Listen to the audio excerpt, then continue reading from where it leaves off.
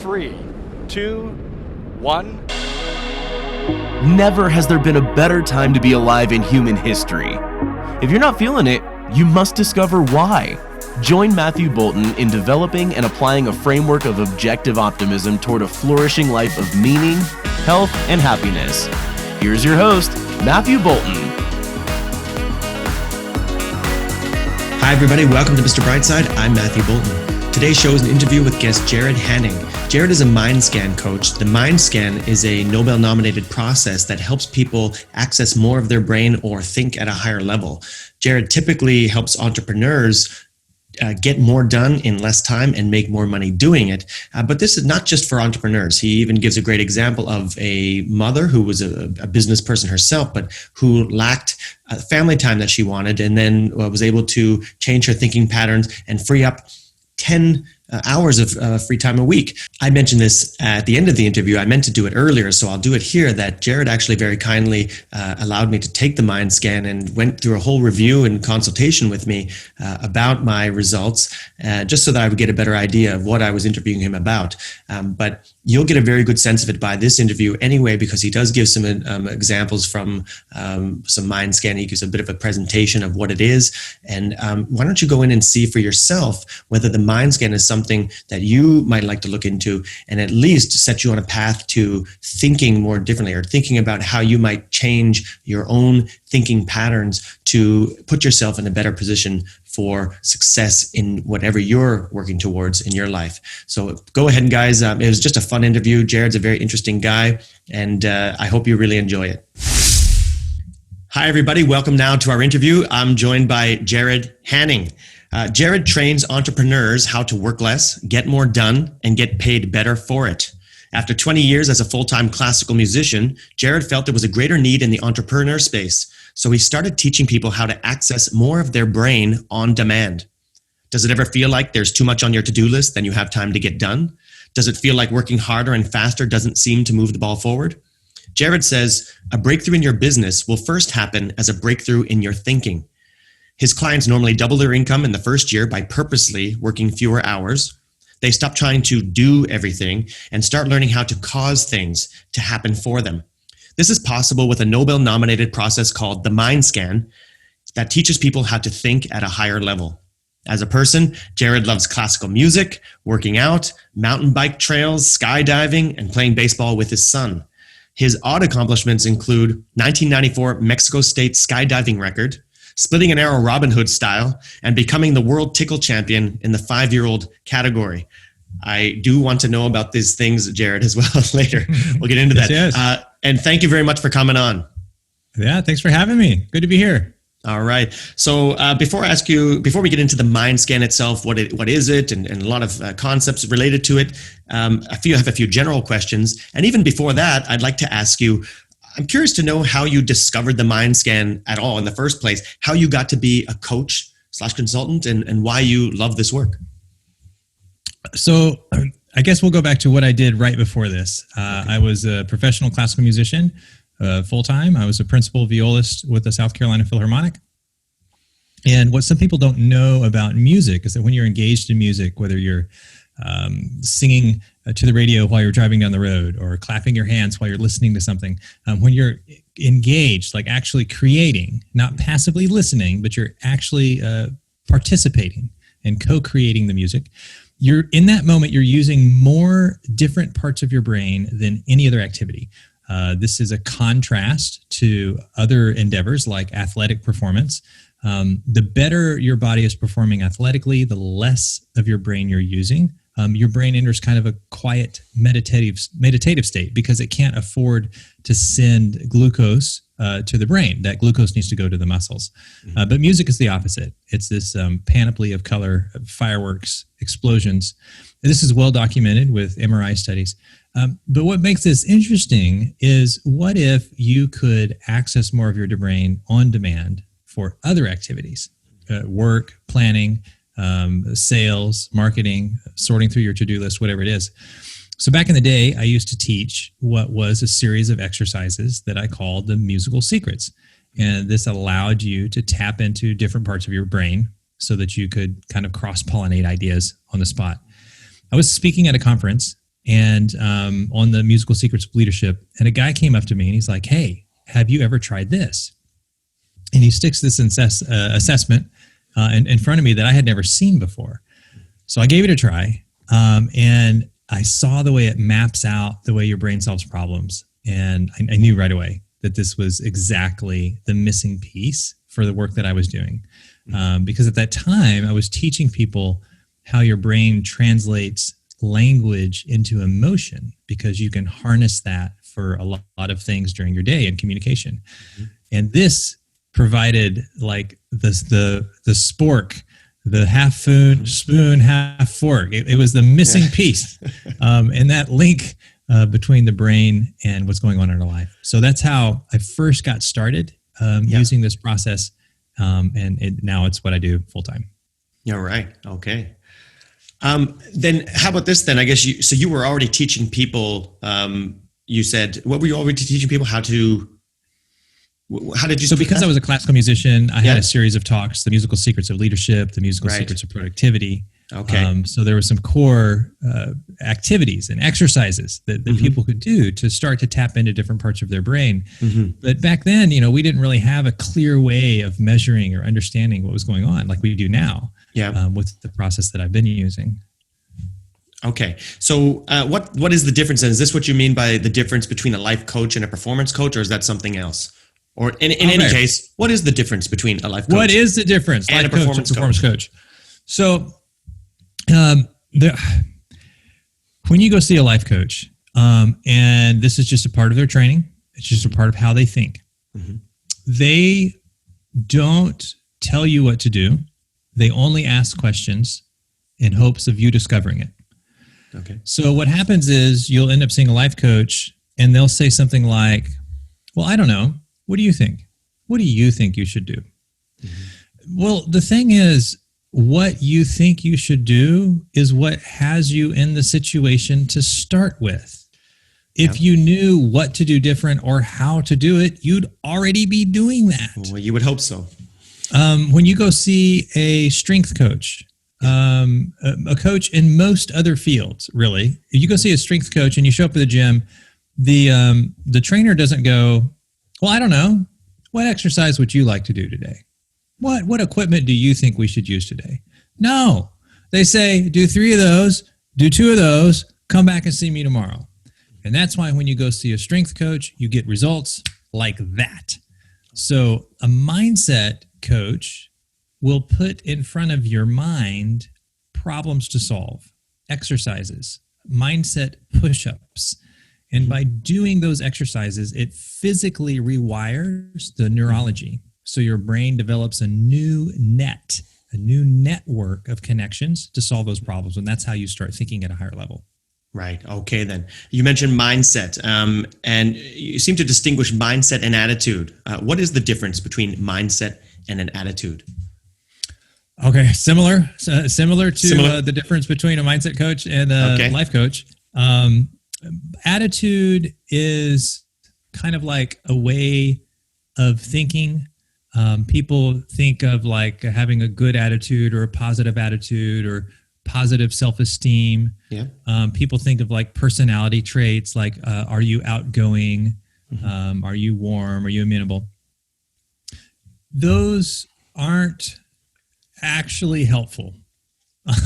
As we study successful business owners and entrepreneurs, there's no connection between the self-esteem, the confidence, self-image. There's no connection between that and their business. On the surface, it looks like it until you study enough of them and you realize that's not it. Mindset is a strategy. Mindset is a specific way of thinking that produces results. For example, if you are at, let's say, a nonprofit or something, and you need to raise $10,000 that month, or you're going out of business, you're going to go to work coming up with strategies that would help to raise $10,000. However, some of those strategies aren't going to work, and you're going to chip away at it. You might get close. If you were to leave your office and go down the road to a different nonprofit, one where that month they needed to raise $100,000 or they were going out of business that month. Sit in that room and listen to how they think. Listen to how they solve problems. Listen to the types of solutions they come up with. And go back to your room, and suddenly you're thinking on a much higher level. Yep. Now $10,000 is no trouble at all. In the beginning, your strategies might barely get you to 10. They certainly don't scale, and they won't get you to 100. But if you start at 100, those strategies, 10 is nothing. And that's just because you're thinking at a much higher level. Mm-hmm. Yes, this is that mindset. This is not attitude, personality, general attitude toward life. It's about specific strategies. That's mindset. Okay. Mindset is a strategy. All right. In my opinion. Yeah, sure. No, but I mean, at least you're defining your terms then anyway. That's what we're talking when you're talking mindset then. What about to-do list? What's wrong with them? Will they actually lower your income? I do have a claim that the less you work, the more you make. I do have a claim that being focused on getting things done lowers your income. Okay. And thank you for bringing that up. And here's why. Yeah. If you will look at your to-do list, 9 out of 10 things on there could be outsourced for $10 or $15 an hour. Mm-hmm.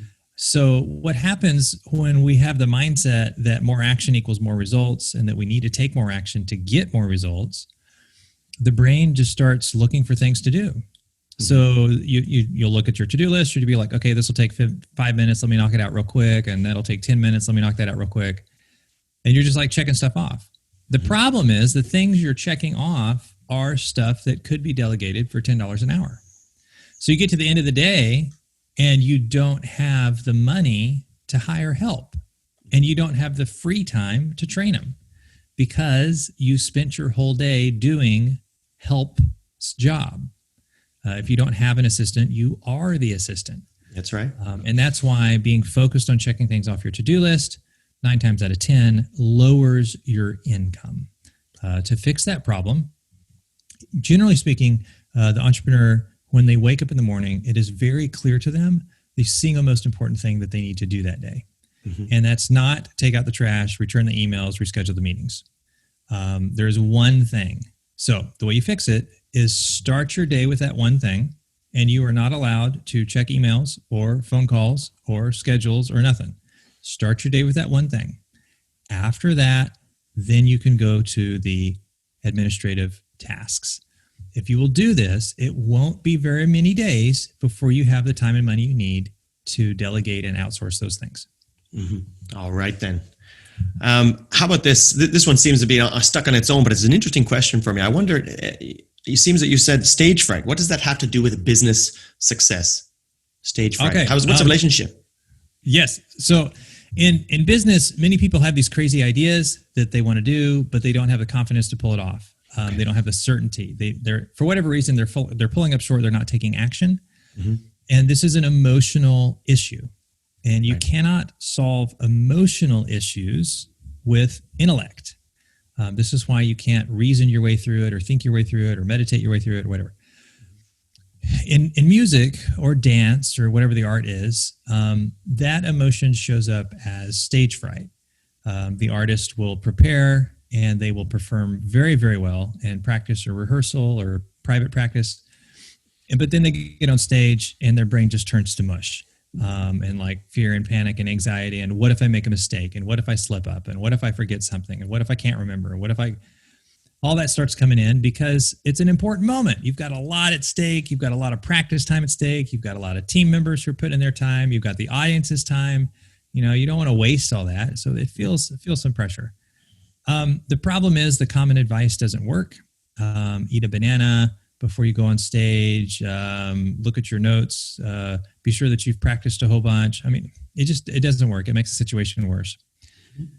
What I found back when I was a full-time classical musician is that the best thing to do, rather than playing a small game, trying to get all the notes right, trying to look good, is to play a much bigger game.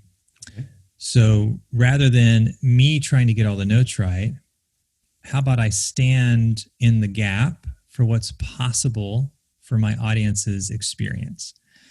And I remember I was at a place where I wanted to quit playing. This isn't an uncommon experience for musicians. You both love it and hate it. You love playing and practicing, but you hate giving performances because the stage fright is so miserable. Wow. And you play horrible and you just want to quit and sell your instrument or whatever. So that's where I was, and this has been going on for decades. And then I started to learn about this mindset work and some of these mindset push-ups and some of these principles. So I remember the day I was on stage with the symphony. I had a solo coming up. The orchestra's playing their part, and my part is getting closer and closer. And I made the decision, rather than try to get all the notes right, rather than try to play my best, which by the way doesn't exist, rather than trying to look good, which I have no control over. Rather than that, I'm going to play for what's possible for my audience. So I looked at the passage of music. I said, hey, what does this represent? And I said, you know what? This is about the felt experience of being loved. That was my interpretation of that passage. So when I played, my intention and my focus went towards the audience's felt experience of being loved. Now, I had decades of trying to get all the notes right and trying to be perfect. So with every note, my brain would say, oh, what if you screw this up? Oh, what if you get this next note wrong? Oh, what if you miss this? And every note, I had to recommit myself. It's not about that. I don't care. I am playing for the felt experience of being loved for my audience. I am standing for that possibility. I had to keep, with every note, recommit to letting go of getting it right and standing for what was possible for my audience. At the end of that solo, I had played better under pressure than I ever had before, and I couldn't wait to do it again. This was an experience I had never had before. Usually I had played worse than I had before, and I wanted to sell my instrument. This was simply because I stood for a bigger game. Now, the principle you asked earlier, what does stage fright have to do with business? The principle is the only reason you have your current problems is because you don't have bigger problems. My old current problems in stage fright were stress, pressure, not playing well under pressure. That was the problems I had. I took on a bigger problem, which was standing for what was possible for everyone in the room. Much bigger problem. And it made the old problems fall away. They were now small potatoes. Many people, they have goals of wanting to work out or exercise or lose weight, and they keep failing. They start the diet, they stop the diet, they go to the gym, they stop going to the gym, whatever it is, they keep falling short.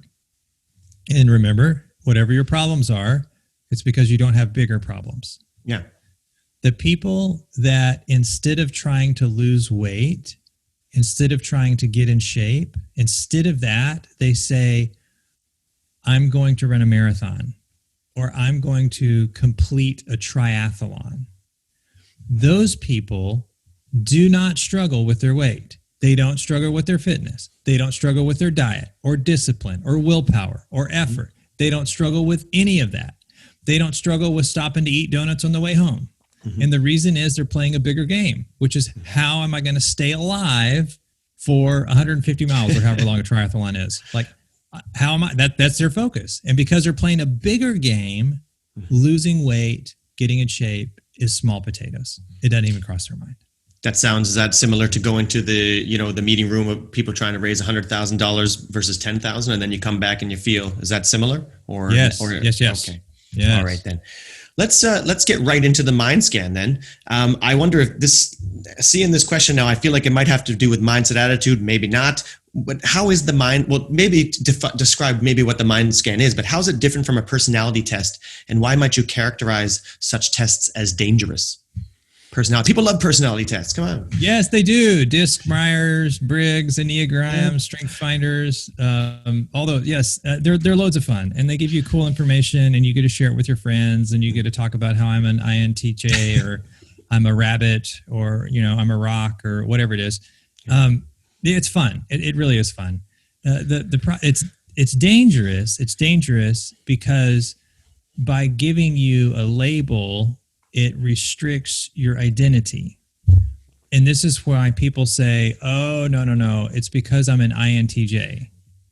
Okay. No, you are everything and nothing. You are all possibilities in one place. Mm-hmm. The only reason you say you're an INTJ is because a test came up with that label. You can be whatever you want. And sometimes it's easy that it gives you, I don't want to say excuses, sounds too negative about it, but it gives people an excuse to say things that they can't do as well. That's another reason why people like it.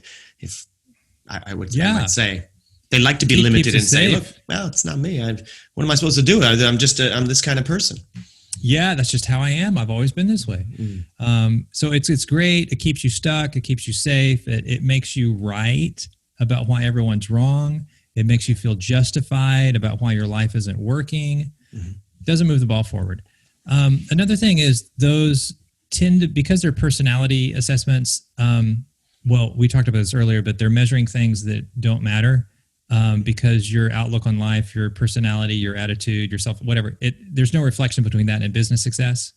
That's a different set of skills and beliefs that drive that. But they're population comparisons.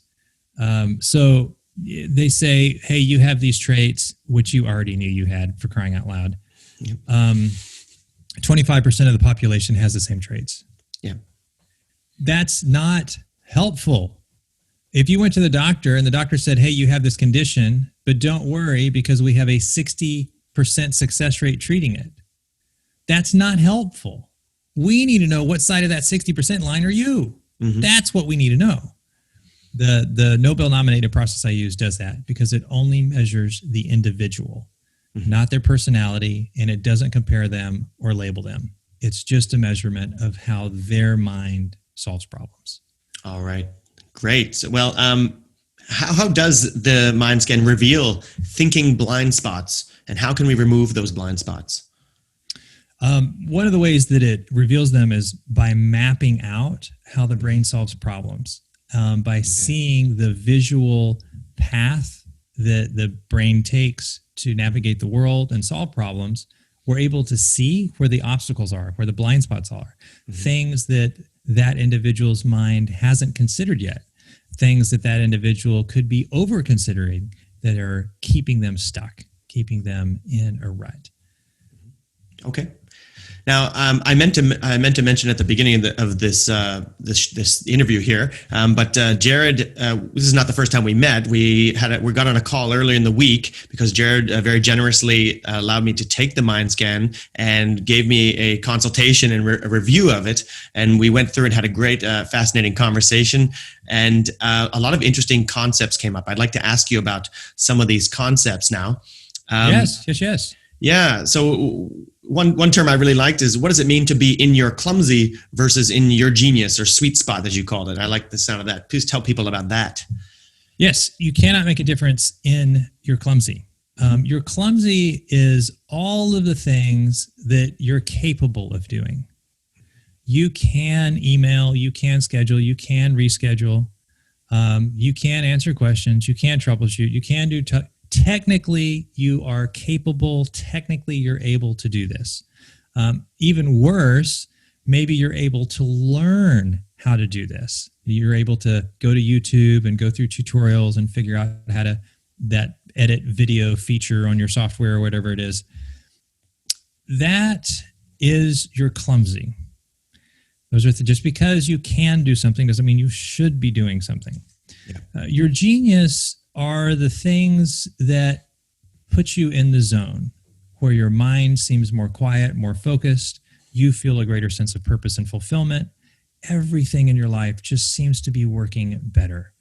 That is your genius. Now, 9 times out of 10, whatever that thing is that your genius is going to also be the highest earning task you can do.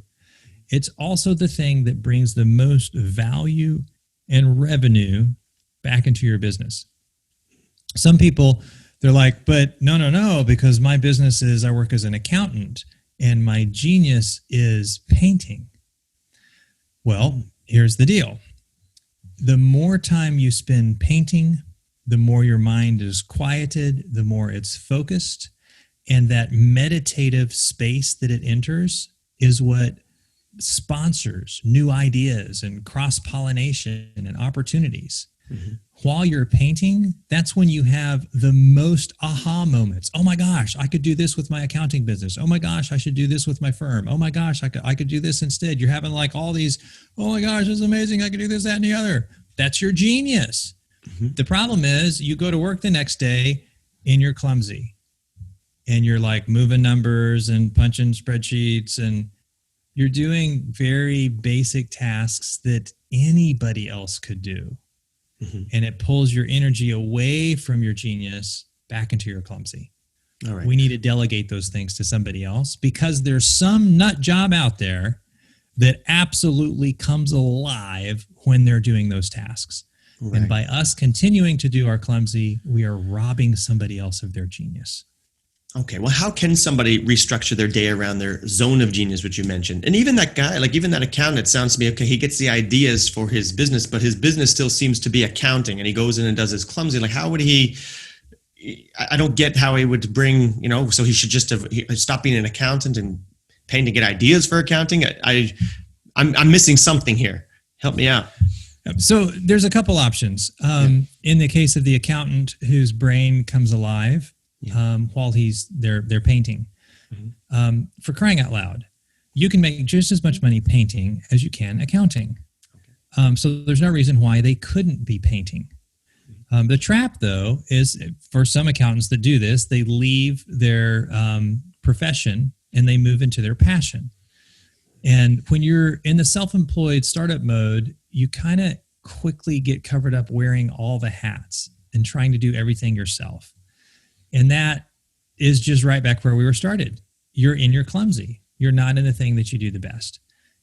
So it's a matter of learning how to partner with other people, how to trade with other people, how to barter with other people, how to do whatever it takes so that other people can do those tasks while you stay in your zone of genius.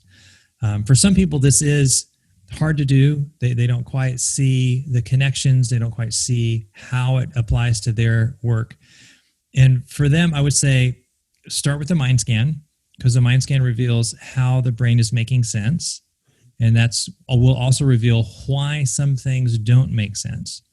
And then after that, we usually roll into some mindset push-ups because that's what rewires the way the brain solves problems. And that's where they start to get those kind of aha moments. Oh my gosh, now I totally see how I could do this.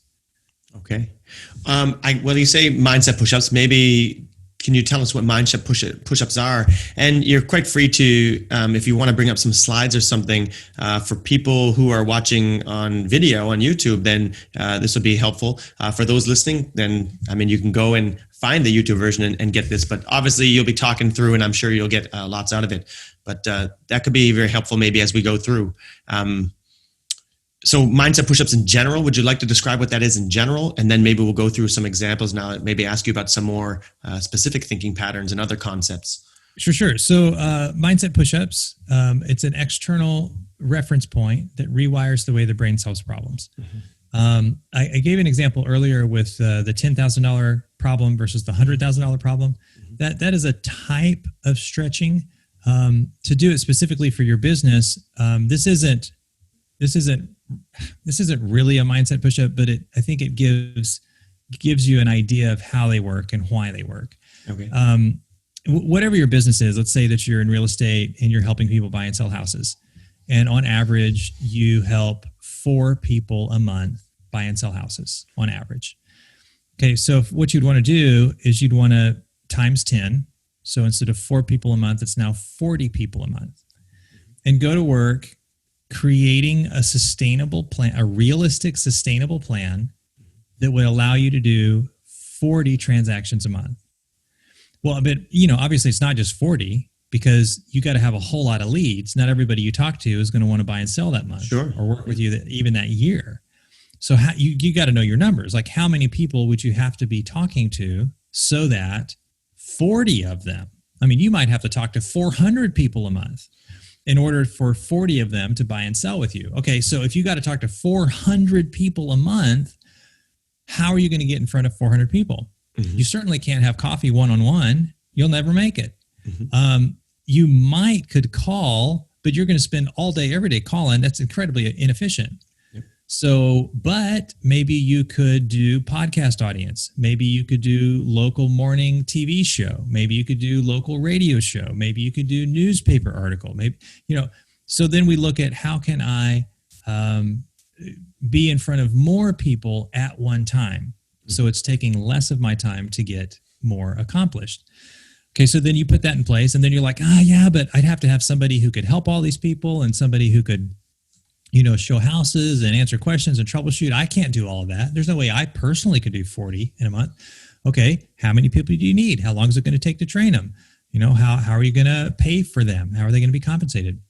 All right, so now we've got the 10X solution, and you realize that this is doable over the course of 3 years or 4 years. I could scale to that. All right, so now we go to the next level. You are going to go 10X from 4 deals a month to 40 deals a month, and you're going to do that in 30 days. Now we got to put a plan in place that would allow you to scale to that size in 30 days.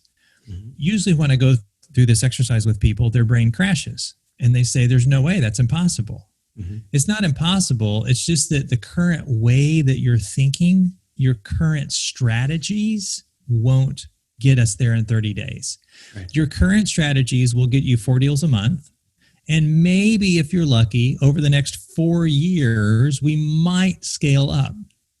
But those current strategies will not take you to 40 deals a month in 1 month, in the next 30 days. They won't. We have to tap into a whole nother set of strategies, a whole nother way of thinking.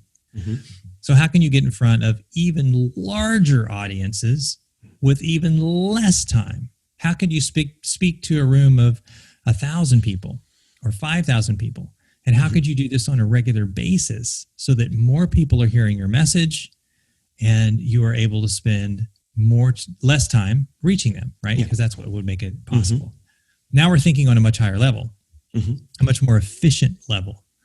And once you see it, once you see how it can be done realistically, then your brain kind of has an aha moment. Yep. Just like when you're reading a book and you have that, oh my gosh, total aha moment. Just like that, your brain has that moment. And in that moment, it has physically moved some neurons around to make a new connection that it didn't have before. Mm-hmm. That aha moment is what the mindset push-ups do. Right. Many of them you have to experience, though. Just like riding a bicycle. Before you learned how to ride a bicycle, if you saw somebody ride a bicycle and said to yourself, yeah, I know how to ride. You do the pedals to make it go forward and you move the handlebars. Yeah, I know how to ride a bike. No, you don't. No, you don't.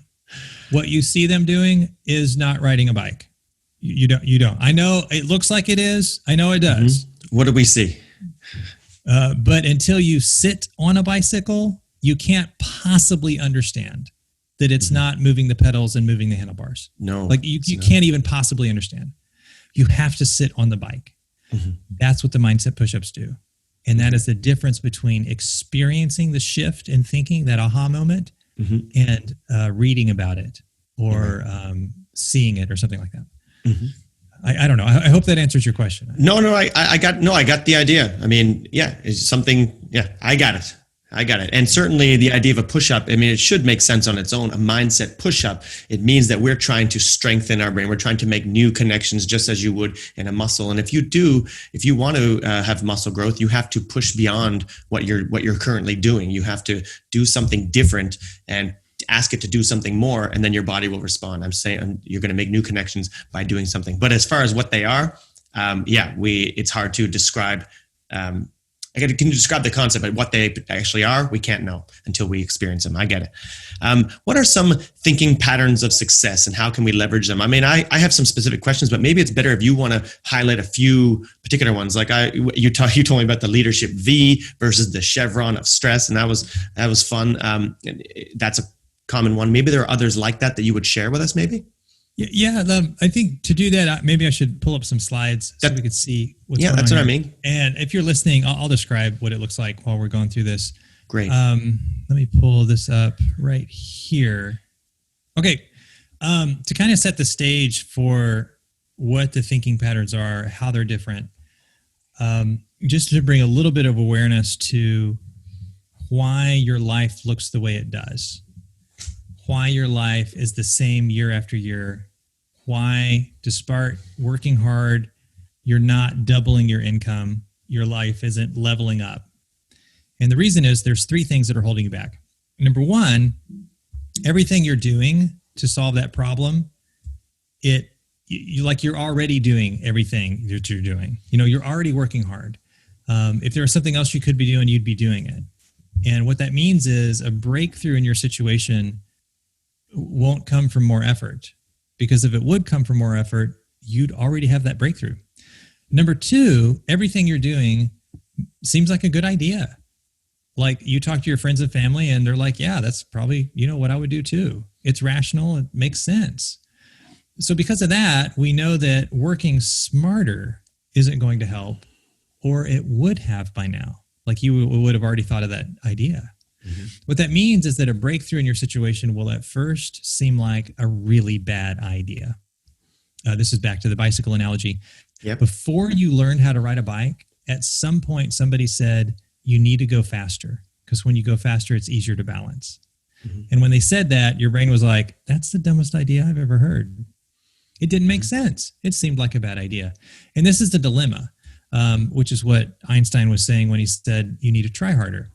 I'm kidding. He didn't say that. Yeah, I was going to say, I don't remember that one. Yeah, he didn't say that. He said, you can't solve a problem with the same level of thinking that created it. That's what he really said. And this is if you're in your car and you back into something, when you back into something in your car accidentally, you don't keep backing into it. You get out of the car so you can go around back and see. Why? Because you couldn't see it from where you were sitting. You have to physically relocate your vantage point. Mm-hmm. Well, the problem is, how are you supposed to think of the thing that you can't think of? The good news is, no matter where you're at or how bad the stuck business situation is, you're only one breakthrough away. We just got to learn how to think of the thing that you haven't thought of yet. And that's where this fellow comes in, Robert Hartman. Mm-hmm. And in the 50s, the way that he mapped out our thinking patterns was nothing short of revolutionary. That allows us to get out of our head and to see the things we couldn't see either other way. Let me show you one of probably the most important thinking patterns. Now this here, you see, if you're listening, what we're looking at is three categories relating to people, taking action, and structure. Mm-hmm. And for this individual, their brain has a really high value on taking action. They believe that action gets results. If you need more results, you should take more action. And it makes sense. The problem is when we talk to them, they say, I always have more on my to-do list than I have time to get done. Working harder and faster doesn't seem to fix anything. So the brain is solving problems by taking action, but in real life, it's not producing free time and results. It's very frustrating. And that's why when this way of thinking shows up, this way of thinking that says more action is more results, we call it the chevron of stress. Mm-hmm. I it recognize makes sense, but it doesn't work. Right. Yeah. So this is the chevron of stress, and that just called a chevron because the way the thinking patterns are printed up, that high value on action produces kind of a chevron shape in the thinking patterns. Mm-hmm. But there's other people who seem to work less but make more. They seem to have the golden touch. Mm-hmm. It seems like they go on vacation and they make more money while they're not working. It's the weirdest thing ever, right? Mm-hmm. When we do a print up of their thinking patterns, they solve problems with totally different values. So we're looking at another graph here, and you can see in their mind, they have a real high value on systems, and they have a real high value on relationships, mm-hmm. and they have a real low value on taking action. And this is very counterintuitive. Like, why is it that the person who values action the least has the most results to show for it? What? So whenever this way of thinking shows up, we call it the leadership V. And the reason it works is because there's no limit on the number of systems you can build to support you or the number of relationships you can build to support you. But there's a very hard limit on what you personally can get done. Mm-hmm. And that's why for this individual, when they are at work, they're producing things that scale. And that's why they always have enough free time and always have enough results. But for the stressed individual, when they're at work, they're doing the work, which is why they always have enough stress and always have too much to do. Yep. So the leadership V, probably one of the most important ways of thinking for success in business. All right. Okay. Then do you have any other, does stress ever look like anything else? Are there other things that look like stress? So I see the chevron of stress. Is there any other thinking pattern that looks like stress well, thinking patterns that do different things. Yeah. So for some people, they don't have a lot of clarity around their sweet spot. Mm-hmm. And so at the end of their day, they have a sense of emptiness and kind of unfulfillment. It's very frustrating. Mm-hmm. Well, working harder doesn't fix that. You have to do the mindset push-up work to get the clarity that you need. Mm-hmm. Some people, their clarity, their natural understanding of systems and structure isn't as clear as it could be. Mm-hmm. So what happens is they do plan and they do work on process, but then they have to replan and they have to work on more process. It's like what they planned didn't happen that way in real life. Mm-hmm. Their plans keep getting frustrated. And so we just do the mindset push-ups to get that greater sense of clarity. So their plans take effect. And now they're thinking like a leader, where they're creating free time and having more results to show for it. All right. Then what are the most common thinking patterns that come up? If you've done this with hundreds, or maybe, I don't know how many people, thousands, maybe at least 100. What are the most common thinking patterns and what are most people missing? So probably the first most common one is the chevron of stress. Mm-hmm. The idea that more action gets more results. Okay. Probably the second one would be just the flat line. In this one, the individual is valuing relationships, action, and planning equally. They're valuing all three equally. And that creates a sense of frustration, kind of like you're spinning your wheels. Yeah. You're so busy throwing 3 balls in the air that you don't have time to throw one of them high enough to make a difference. Okay. So the flat line is also very, very frustrating. And then after that, it gets very specific to the individual, just kind of based on their levels of clarity and awareness and personal values. I can imagine that. So we're talking a lot about business people, entrepreneurs. What about people who don't consider themselves business people or entrepreneurs? Is this MindScan for them? Is it for anybody in general? Yeah. Yeah. Let me tell you about a friend of mine, Morgan. So Morgan, at work, she was running a multiple 6-figure business, but she would come home, and when she would come home, she had like 4 little kids, and she would be instantly busy doing home stuff. Take out the trash, make dinner, clean up, right? Just normal home stuff. And this was very frustrating to her because she wanted to spend time with her family. She wanted to be present with her family. Sure. And so in that situation, she was doing, remember the 3 truths that keep you stuck. You're doing everything you can. Everything you're trying makes sense. Your breakthrough won't make sense.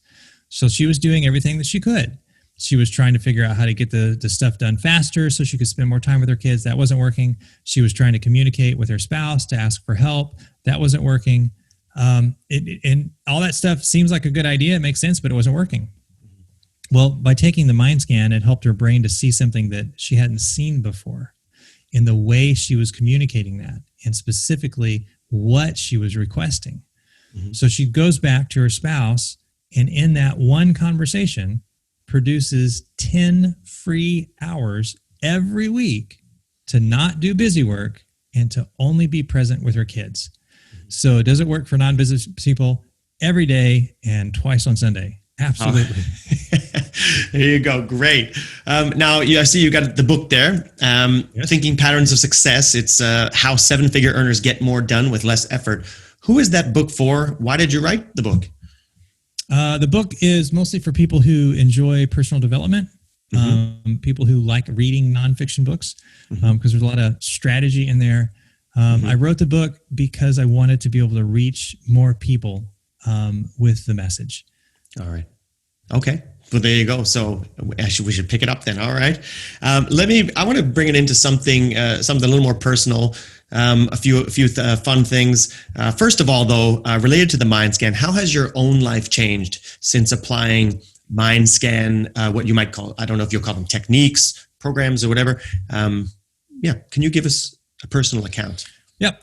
Before I took the MindScan myself, Yep. I was in a situation where people would tell me that I was doing a great job and that they thought I had a lot of skill and knowledge, but no matter how much they praised me, they wouldn't actually refer me.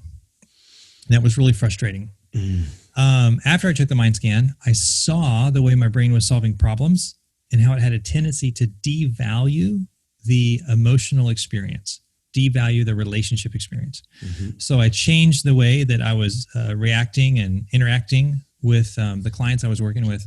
And now they refer me to higher paying deals and opportunities.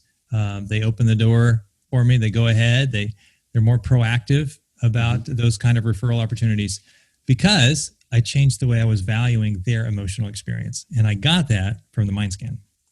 All right. Well, that's a pretty clear and great answer. I want to ask you about some of this other stuff. This show, obviously, we're interested very much in how to access more of our brain, how to think at a higher level. But it's also about living an integrated life of meaning and happiness and fun. And you seem to be living the life, man. So I would love to hear for fun some of this stuff. You've got the New Mexico State diving record, skydiving. Is that right? How did you get into that? Record. And why does a South Carolina guy have a New Mexico record? Well, at the time I was living in Texas. Okay. And I had some friends that were going to try a new record attempt in New Mexico. So I just drove across the border so I could be on that jump. I wasn't able to get on the jump for Texas. It was kind of more of a secret society inner circle, and I didn't know the secret handshake. And plus, there's just way more skydivers in Texas that are available and qualified for something like that. Since I've come to South Carolina, I'm not sure how in the world I would ever do that because the world record was done in South Carolina a couple of years ago.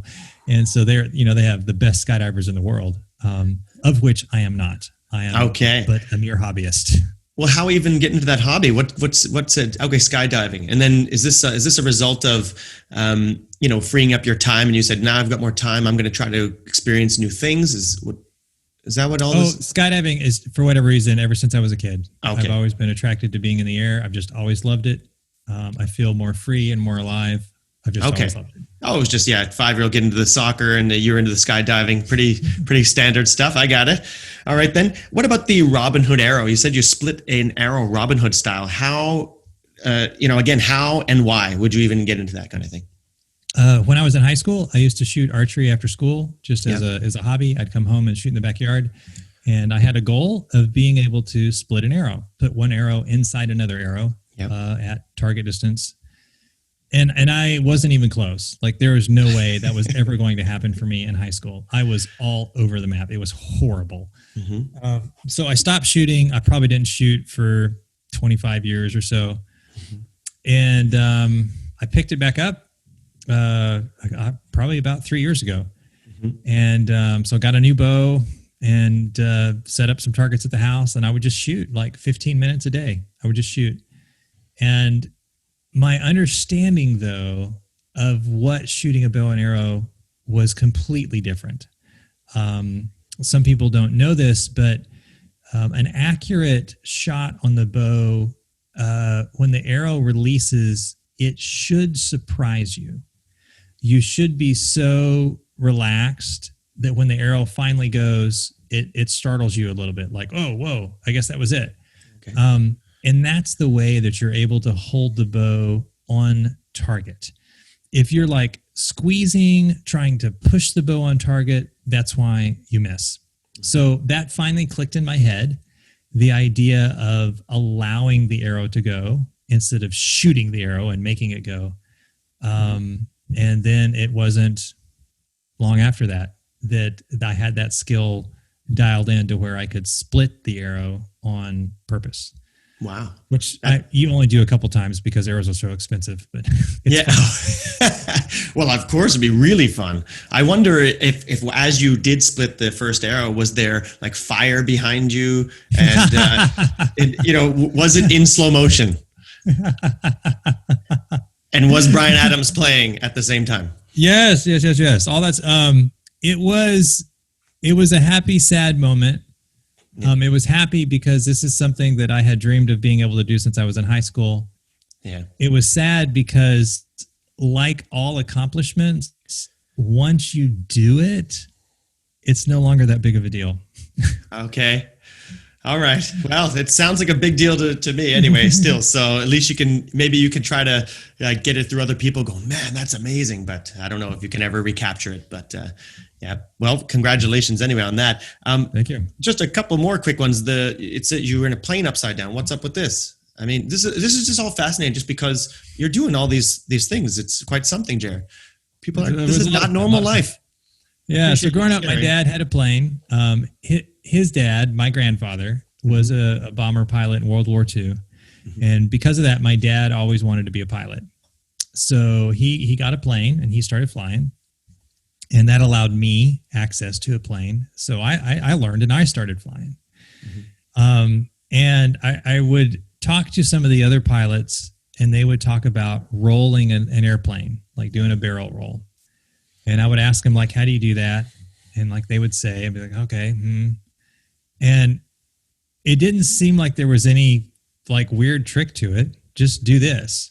I mean, don't be an idiot. There are some things you need to pay attention to. Yeah. So I did some research, watched some YouTube videos, and eventually I got to the point where I was like, I think I can do this. I think that's all there is. So with just me in the airplane, with no instructor walking me through it, showing me what to do, I gave that plane a couple rolls. Wow.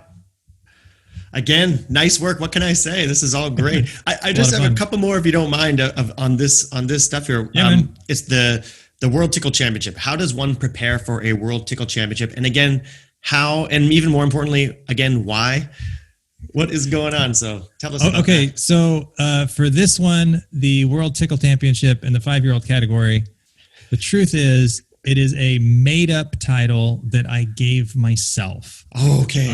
There is no World Tickle Championship that I am aware of. All right. Okay, and you're just very good at it with your son. Is that it? I just made it up, gave it to myself. He's 10 years old now. So.